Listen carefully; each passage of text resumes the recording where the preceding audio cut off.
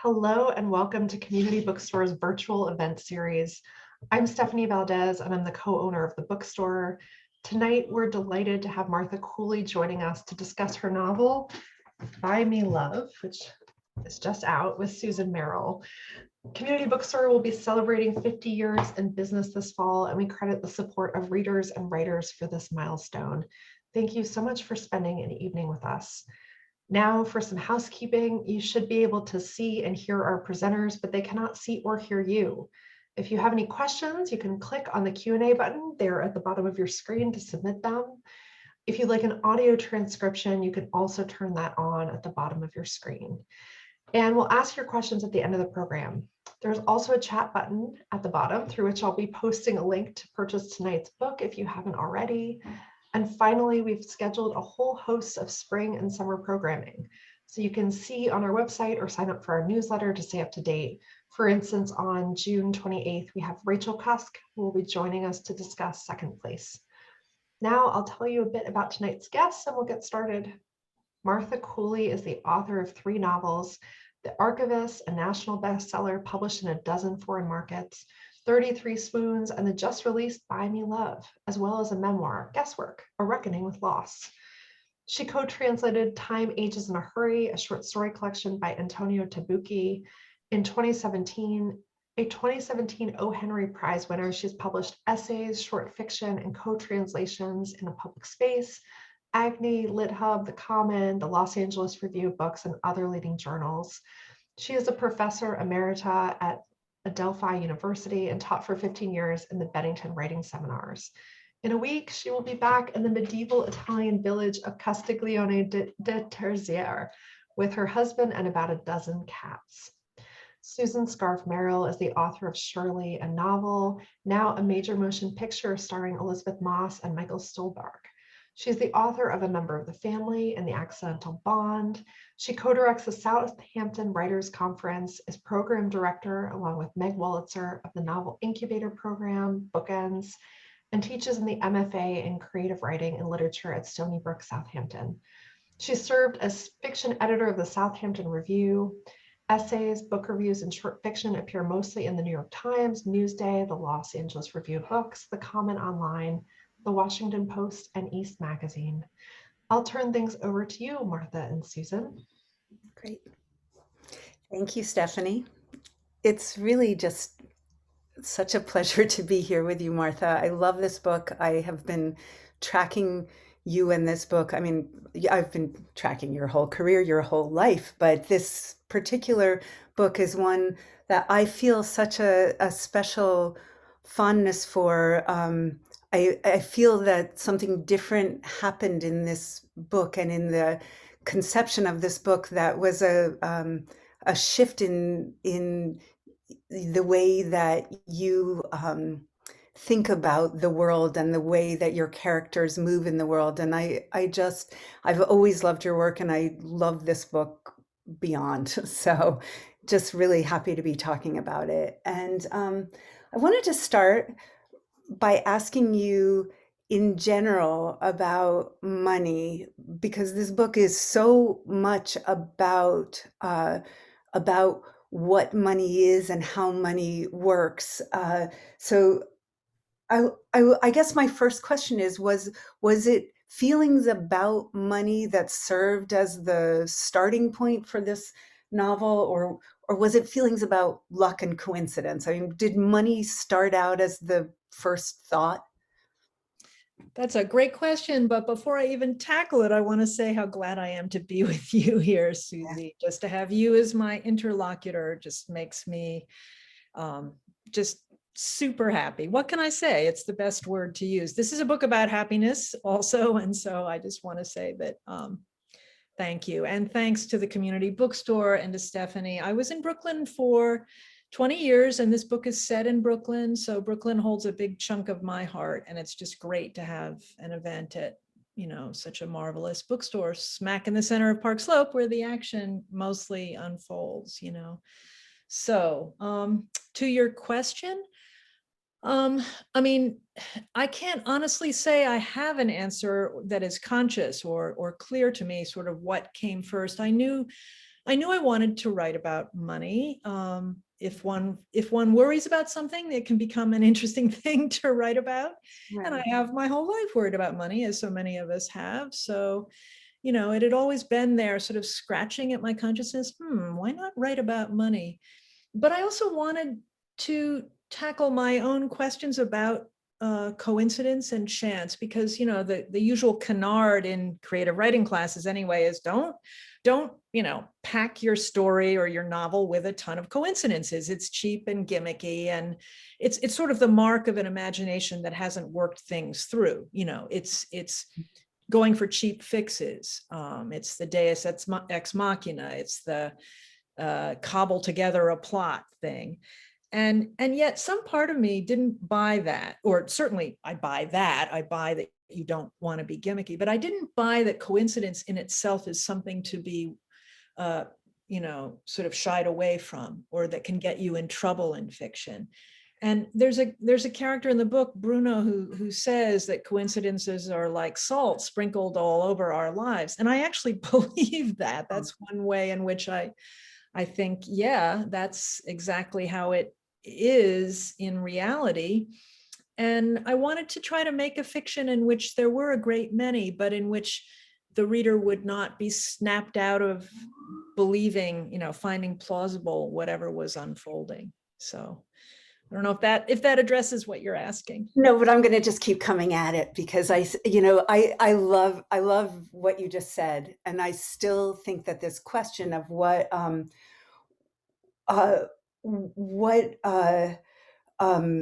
money makes possible, and the connection of so this is going to be sort of hard to articulate, but in this book, money and art are always sort of working at cross purposes, in that that nobody makes money from their art.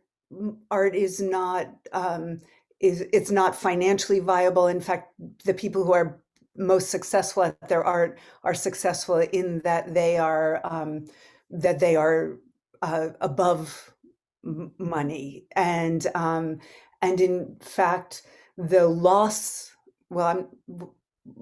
of money is connected to an artistic act as well. So there's this real sort of defiant attitude to the question of how money and the work we do relate to one another. And I guess I'm less, I'm interested in how you feel about money, but I'm really interested in the idea of there are very few books. I can think of Martin Amos's ancient novel Money, but there are very few books that are so specifically about the idea that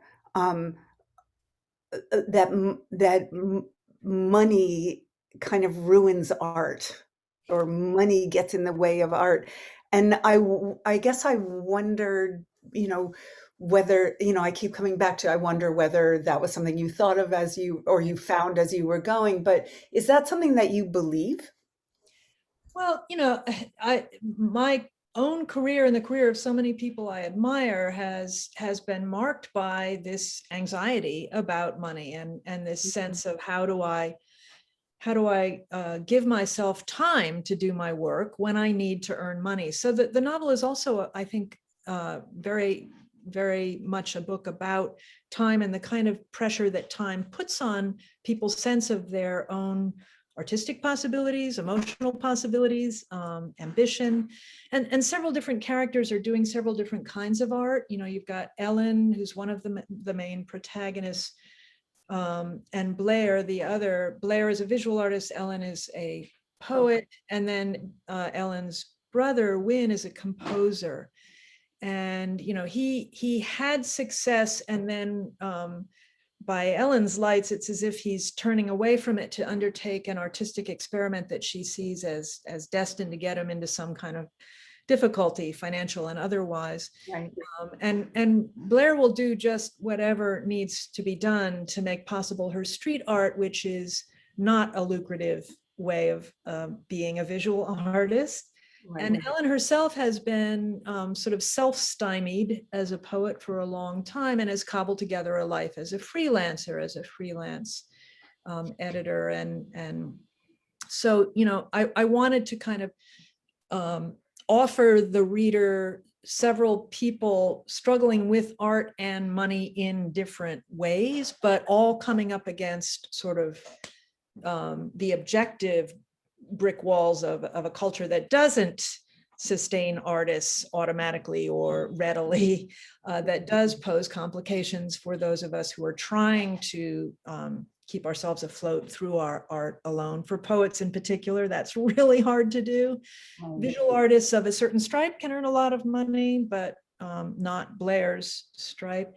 And, composers, well, that's a whole other complex artistic trajectory with its own complex sort of economics, if you will, So I was very, and once I started making these people and their emotional concerns started to become more vivid to me, I became all the more interested in how they negotiated these questions of what do I need and why?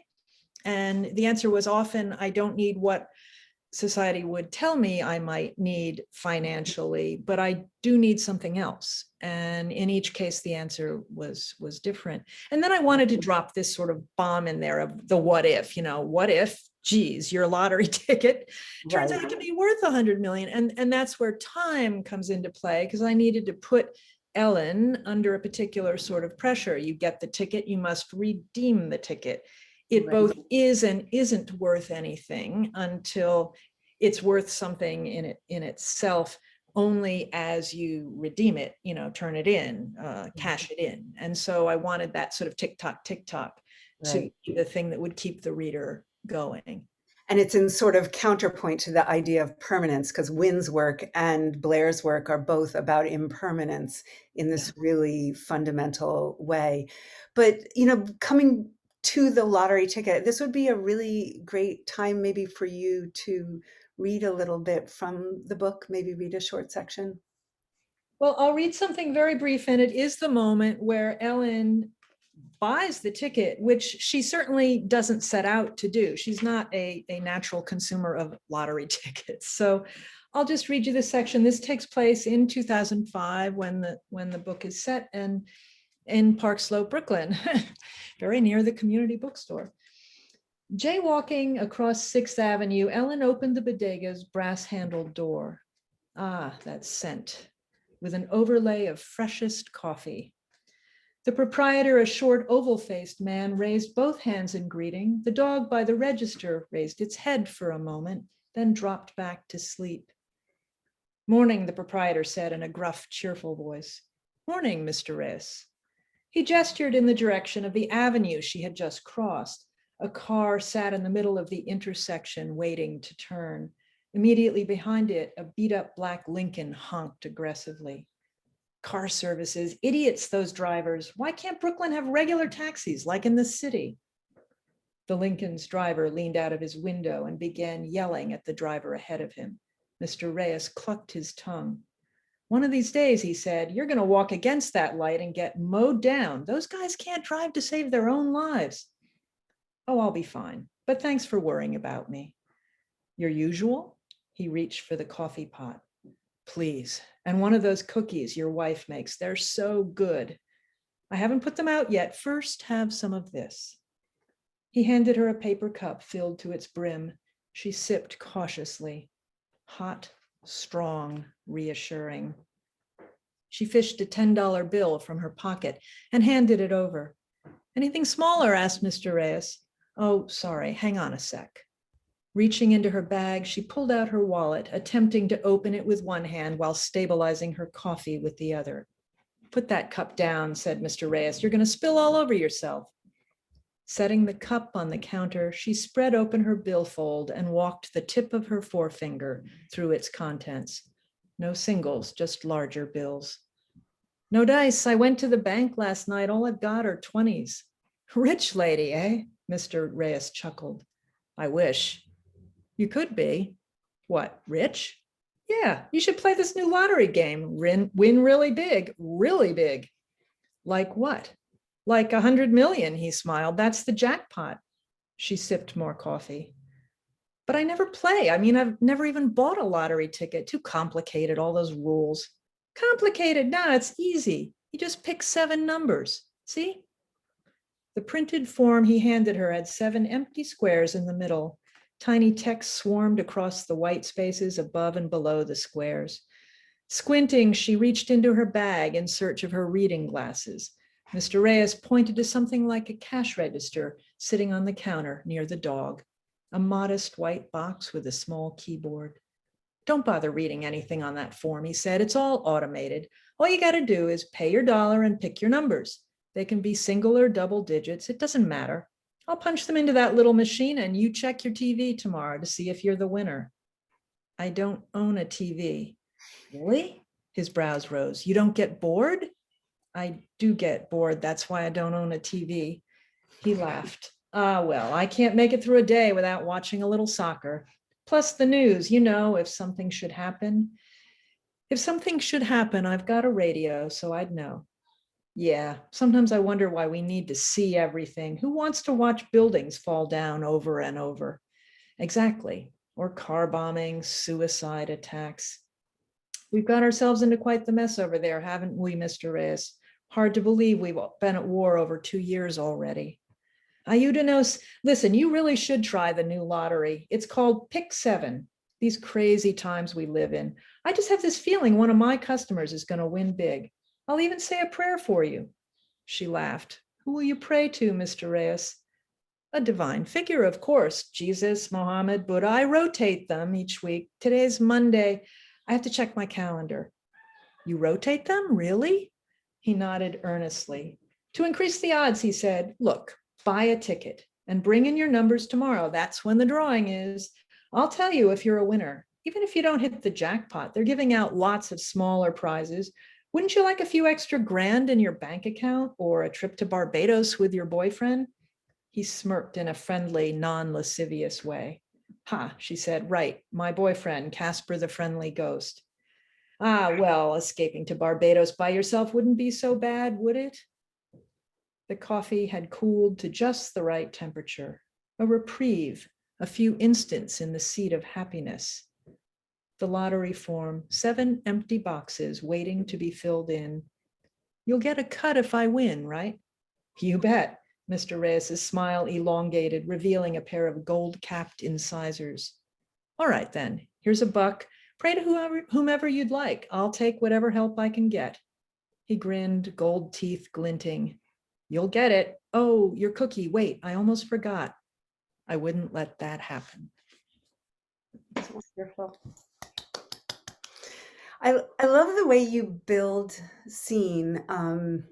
There's a really sort of careful and just so confident sense of pacing in the way that that scene builds. And one of the things I wanted to ask you about, you don't use dialogue tags, and you rarely use dialogue tags, actually, in my experience of you. And I think one of the things that it makes happen is that it makes your dialogue have to be shaped in a very particular way. There can be nothing wasted and nothing that is not clearly spoken. And I wonder how you do that, because that's really a great trick, Well, gift. thanks. I mean, I thought about, using quote marks and dialogue tags and whatnot for this book. And I realized it's a pretty interior book a lot of the time. We have these 2 point of view characters, and the narrative is a close third person narrative throughout. So you're close to the consciousness of Ellen and Blair as a reader. Blair less frequently, although she's a very important sort of counterpoint to Ellen and her story, a necessary one, and she has a very different agenda than anyone else in the book.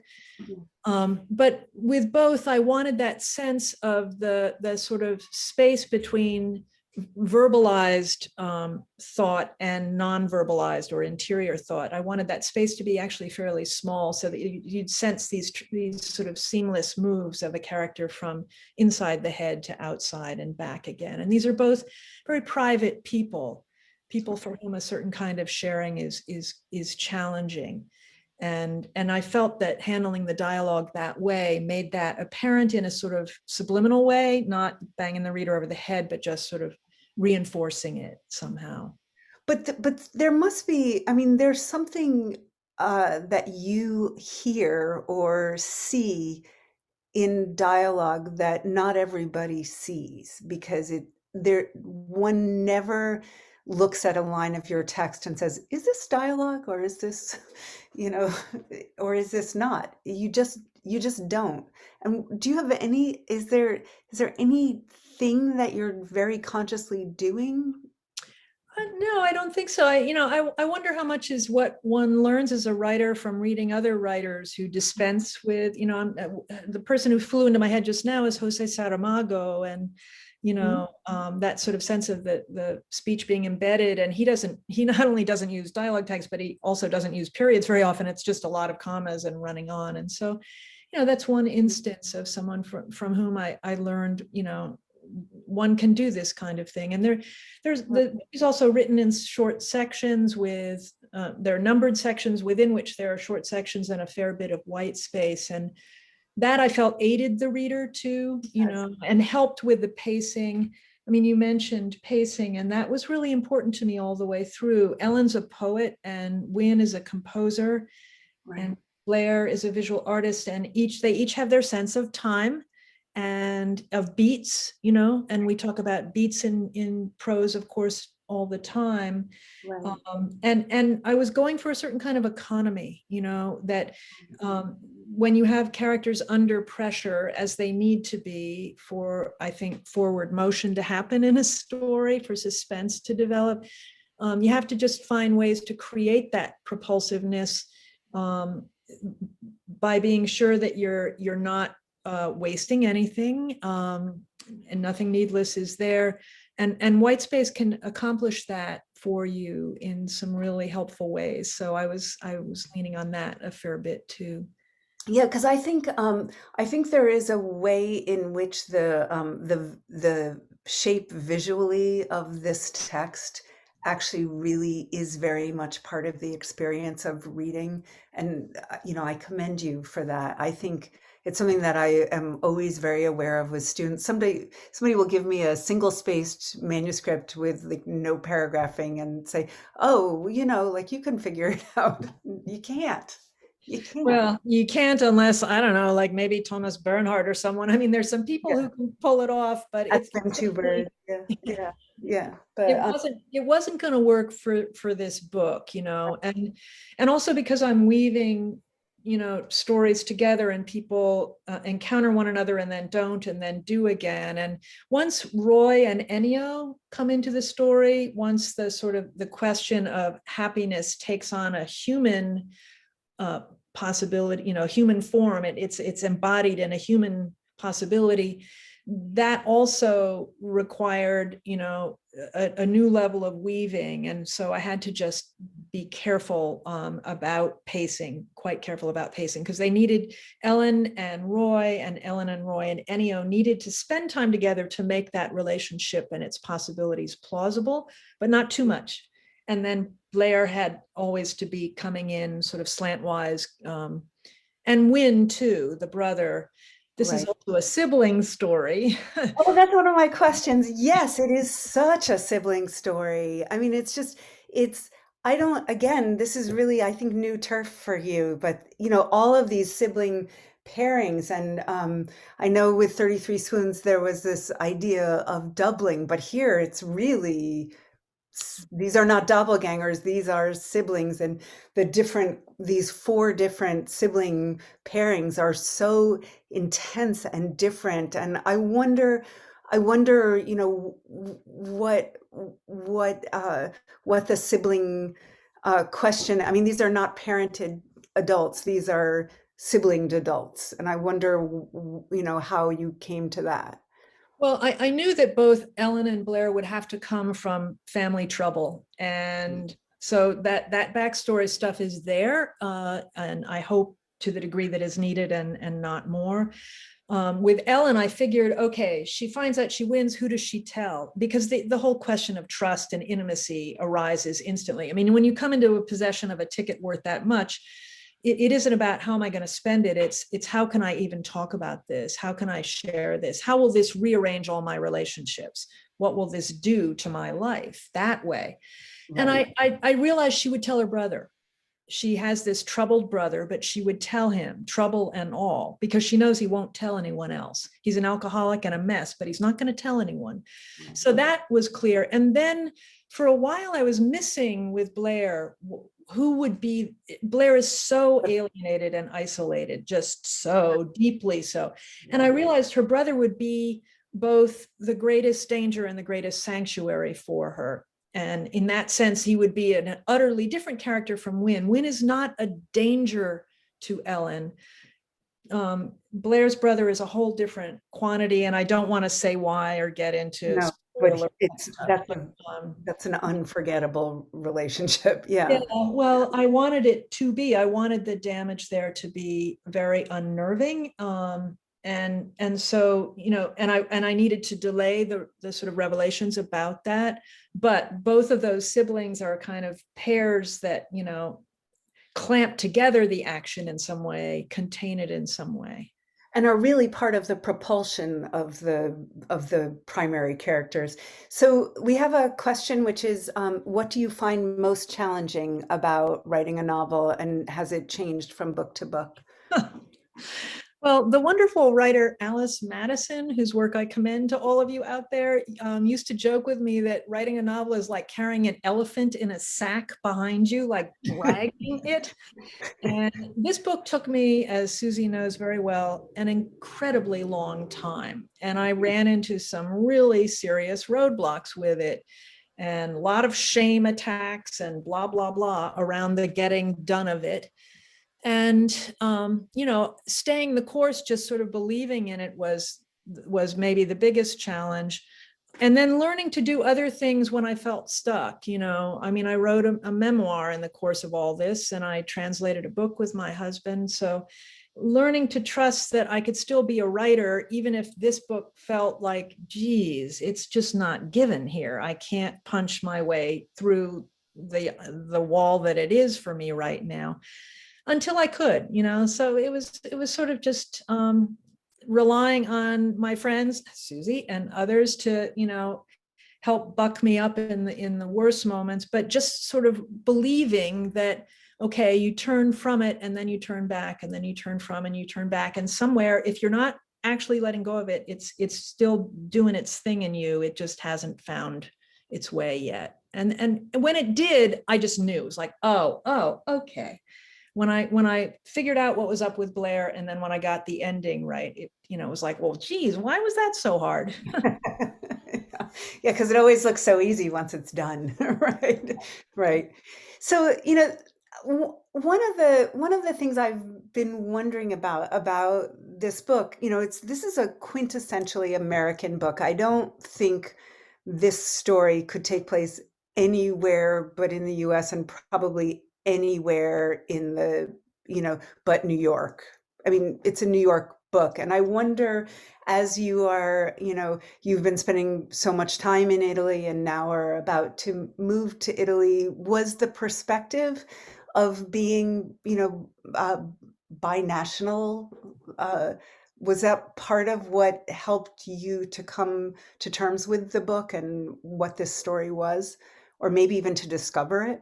That's a really interesting question, Susie, to which, again, I don't have any kind of a conscious answer. I mean, there is an Italy scene in this book, Yeah, right. because these characters are actually Italo-American. Well, Ennio and Roy, and Ellen herself, her name is Ellen Portinari. And so, she has this father who ends up in Italy, and she ends up going there to actually the city that my husband is from. So that's my own little sort of inside joke. I think feeling as as close to Brooklyn as I did for so long, but also having regularly left it and gone abroad, and then moving to Forest Hills, Queens, where I'm zooming from now, where I've lived for 6 years with Antonio. These sort of departures and returns and departures and returns sort of intensified in some ways what I was observing about Brooklyn after I left it, and what I remembered of Brooklyn from the 20 years I lived there. So the book was written, a lot of it while I was still in Brooklyn, but not all of it. And I think somehow that departing and returning allowed me to sort of recall and use certain features of the city that I might not have done had I been there nonstop continually, when there are things you can overlook, there's things you can sort of not pay attention to because they're so familiar. Yeah. I mean, this is the first of your books, which really, to me, is an American book, per se. And so it's just interesting that as you exit this country, you're sort of grappling with these questions. I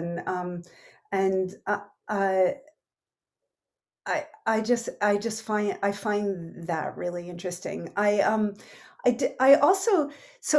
wanted to ask you, and please, anybody who has questions, feel free to jump in at any point. But I also wanted to ask you about the question of love in this book.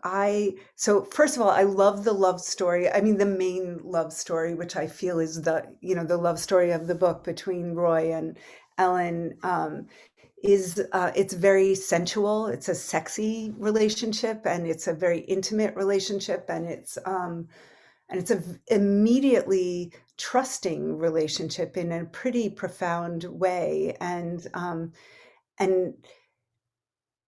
I love that Ellen is not, 25, and that that they are not youthful people discovering love for the first time, but finding something profoundly important to them, at a later point. And I wonder how that connects to the title. If you can't, if you can't buy love, how do you get love?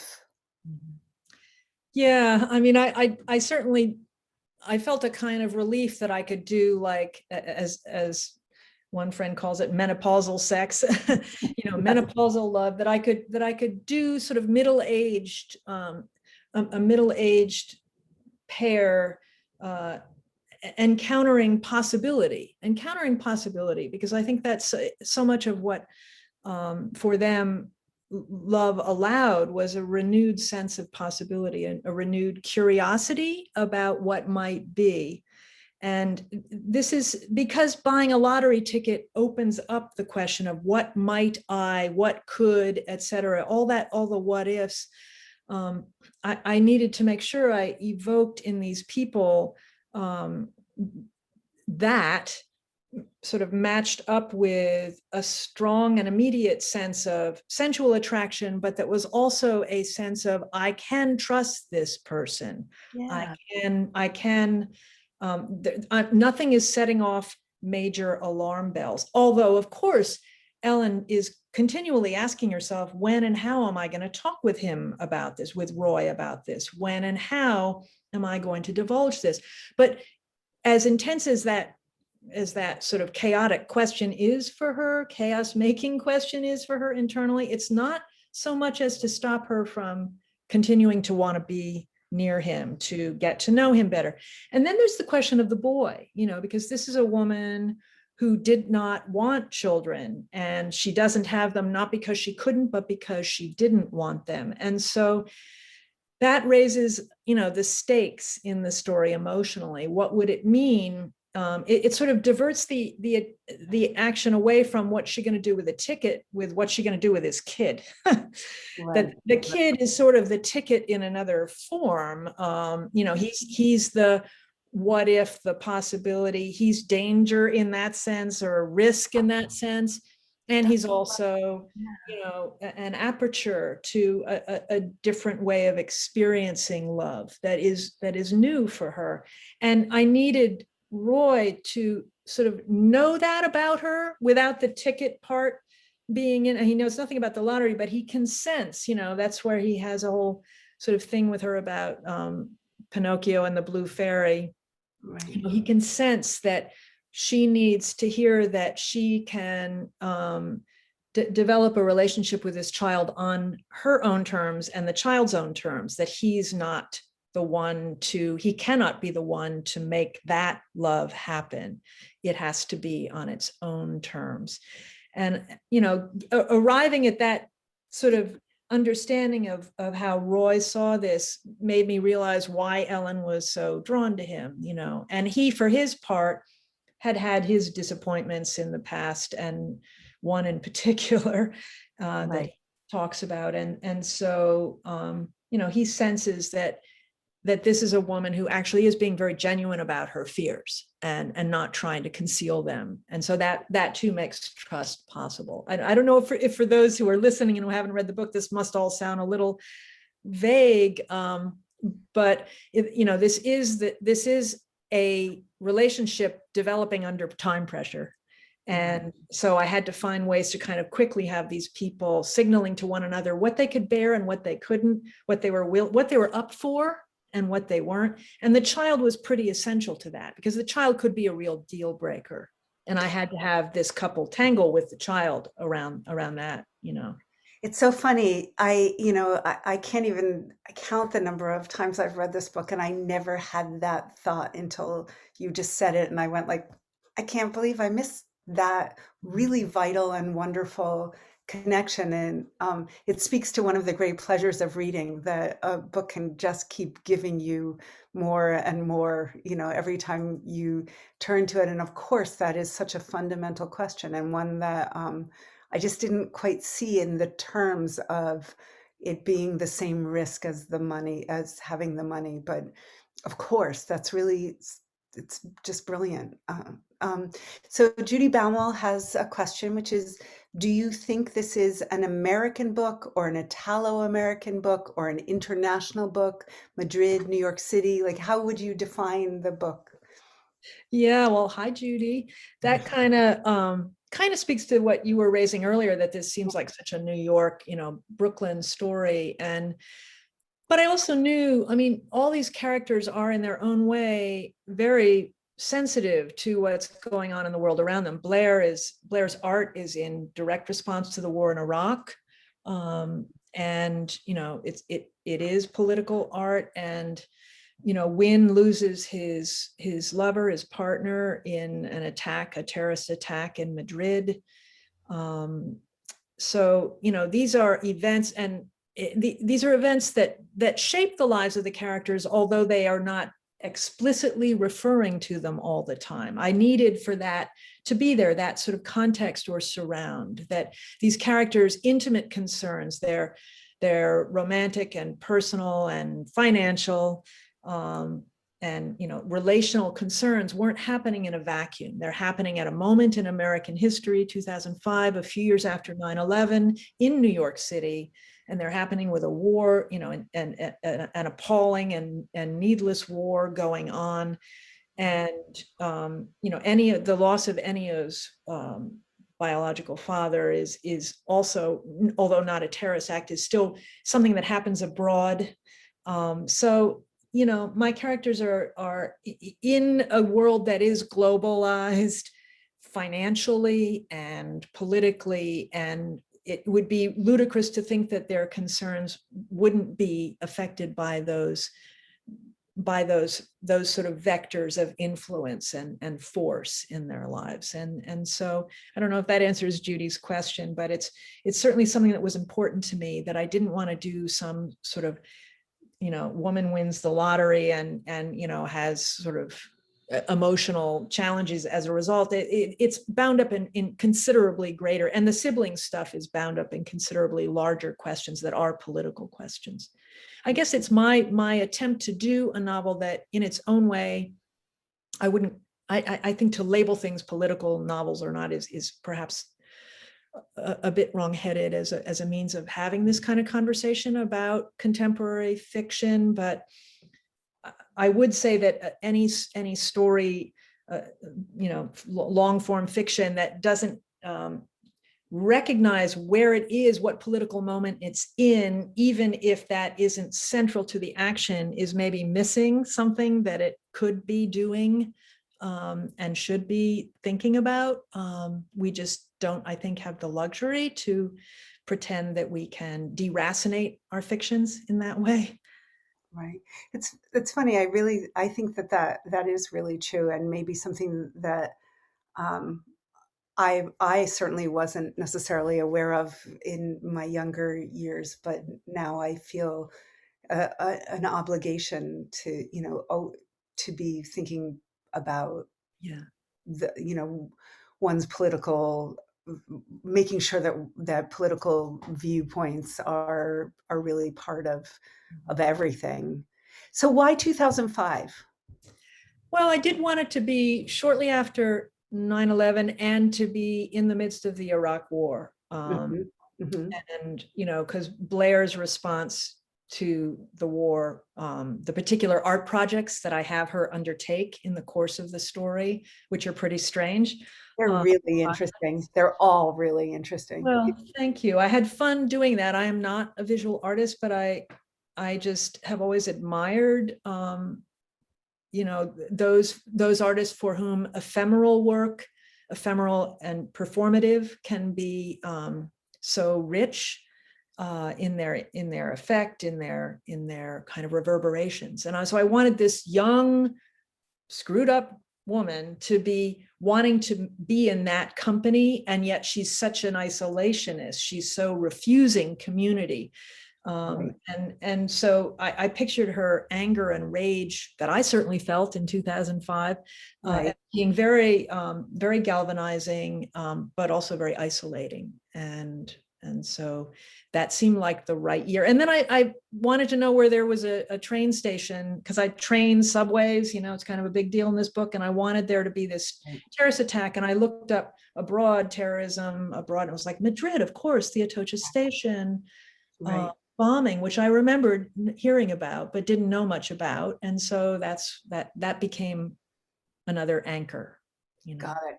That makes such sense. Yeah. Yeah. So Elizabeth Murphy says, I love what you said about keeping political context in novels. And then she asks, how do you decide how much to include or leave out when fleshing out the world around the characters? It's a great question. It is a great question, and it's very dependent on the nature of the story that's being told. There is no one size fits all, I think, to this. No clear formula. I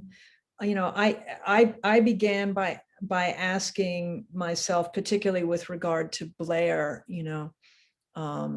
what was really impeding Blair from joining the world, and political realities were only a part of that, but it seemed to me that would be sort of where she would park her rage, her fear, her sorrow most aggressively. She would park it in that realm. And Wynne, too, in his own way, is just so devastated by what happened to his girlfriend that he then sort of sweeps all the pieces off the board, as it were, in terms of being a regular composer, and his act is political in the sense that it's a sort of giving the back of his hand to the established sort of powers that be that would say, well, a composer can only make money this way, or must only make money this way, doing music in this particular manner. Right.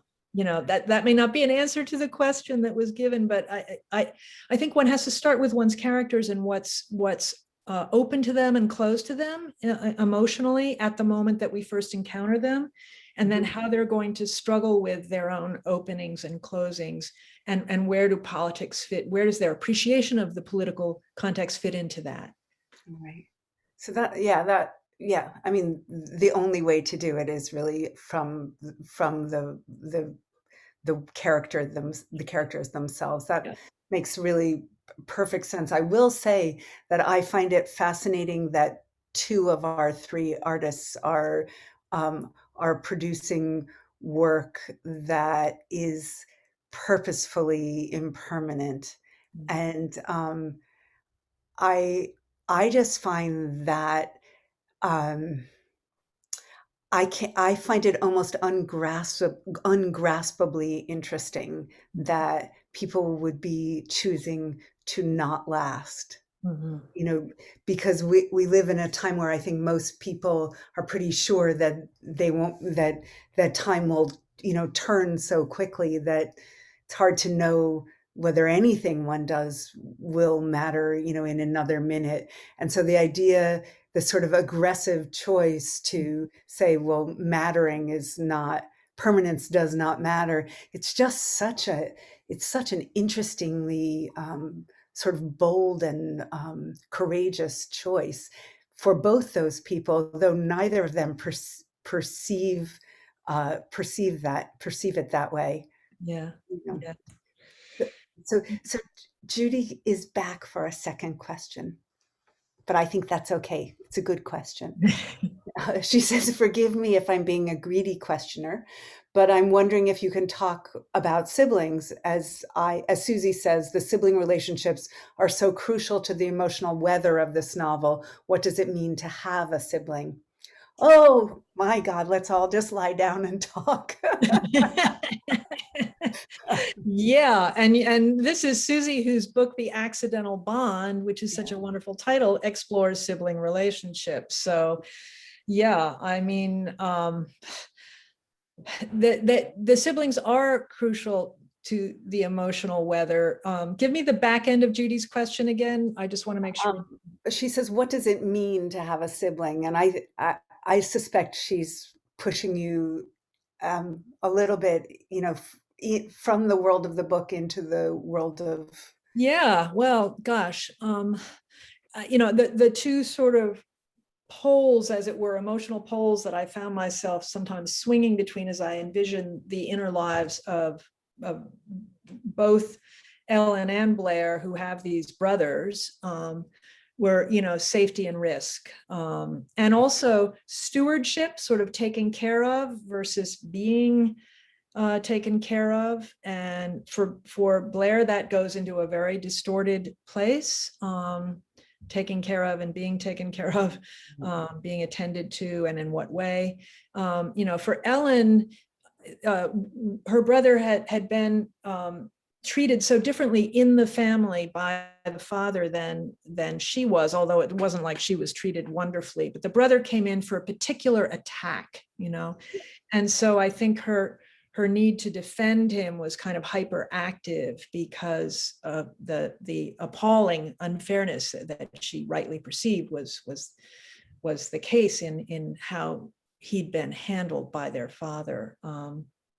And so she feels this sort of urge or need to try to make sure he's okay, and which he very actively resists. Just as Blair's brother goes invisible and just disappears, Wynne just keeps coming back saying, not your job, not your business, leave me alone, basically, to do what I'm doing. He's not walking out on her. And particularly at the end, he ends up being a kind of caregiver to her, saying, you got to get your shit together here. Like, say what you like about me and my mess, but hello, poet who isn't writing. Hello, hanger on to sweepstakes ticket, lottery ticket, who hasn't turned the friggin' thing in yet. He's actually speaking truth to the particular power that she's attempting to assert in his life by saying, I can take care of you, I can buy this or do that or help you here. And he's like, no. So, I was interested in exploring power. Siblings have power with and for and over each other. And they have to endlessly negotiate whether they want to. They are negotiating that power all the time. They're enacting it consciously or unconsciously with and for and over each other. And I was just really curious about how it would play out myself. I didn't know. I had to write the book to sort of see where these sibling relationships would end up. Yeah. It's interesting because that's great, and it's interesting because Dale is a kind of sibling-like friend who one would expect to find that kind of friend for somebody who didn't have successful sibling relationships. And one of the things that I really like about the relationship of Ellen and Wynne is that even though it doesn't fit this sort of Hallmark card perfect sibling relationship, it's a very invested and full relationship, and yet Ellen has been able to have other sibling-like friendships, and that's very cool. And again, like a really interesting fictional move, and something that people don't always have both those things at once. You know, that's really terrific. Thanks. I worked on that. Well, it worked. It worked. Thank you. Yeah. So I don't know if there are other questions, but if there are, we're sort of moving into our closing period. And I just want to say how much I love this book, and that I feel something.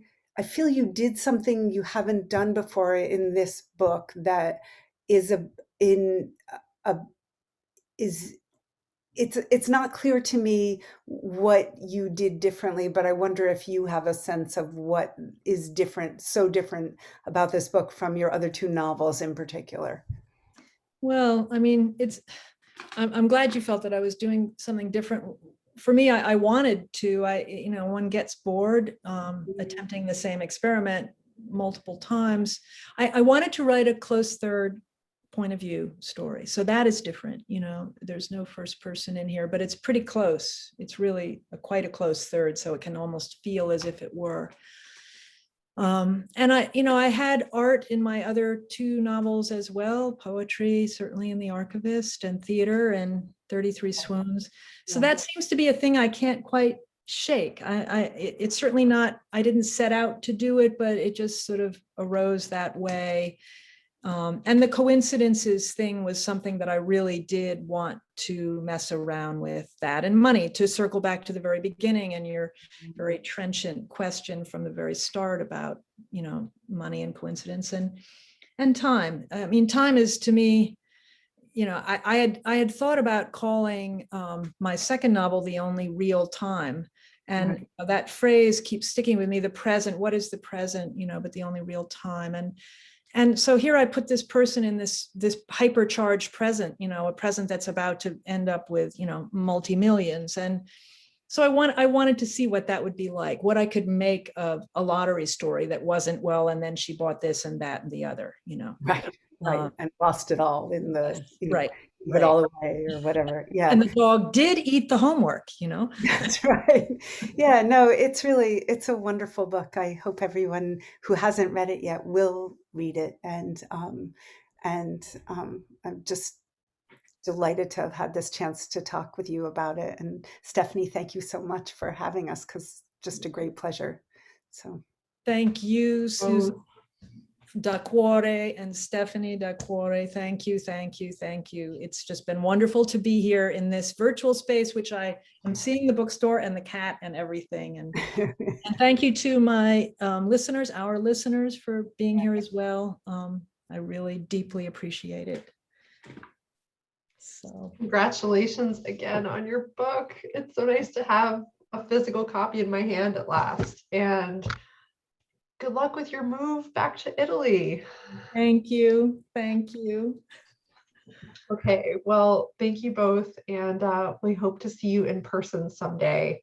Oh, you will. You will. Thank you, Stephanie. Take care, everyone. Good night, everyone.